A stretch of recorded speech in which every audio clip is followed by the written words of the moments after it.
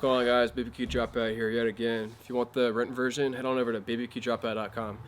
And so if you're kind of wondering for this question, like how to transport your smoked brisket, just know that like there's really no right or wrong answer to like any of these questions. But in my opinion, like the best way to do that is simply pull it off the smoker, put it in a ice cooler, maybe like wrap it in like butcher paper. I'm not really a big fan of putting it in towels, just because like you have to wash the towels and they get kind of nasty.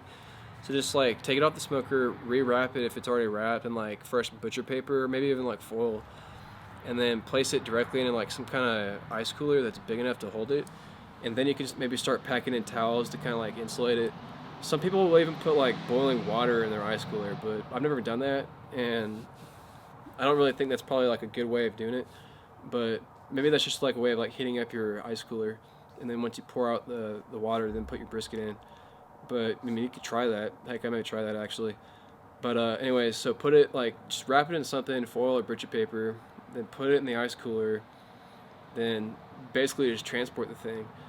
You know, there's really no like fancy way of doing it. Some people may just like try to put it in like some kind of dish and like wrap it in foil and like hope it doesn't spill over, but that's not really gonna hold up in my opinion. So most of the times if you're like trying to smoke your brisket and then like transport it somewhere, depending on the event, whether you're like catering or like doing something for like a big group of people, or let's just say you just want to be transporting it just to transport it for the heck of it, just put it in an ice cooler, put it in your trunk or whatever, it'll be fine.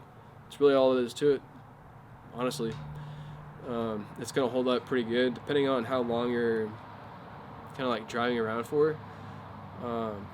Obviously you don't want to be taking it cross country, but if you're driving like an hour or two away, it's gonna hold up just good. Open the cooler up, be just fine. But anyways, guys, that's a pretty simple answer to a pretty simple question, but if you want more, stay tuned for more. See ya.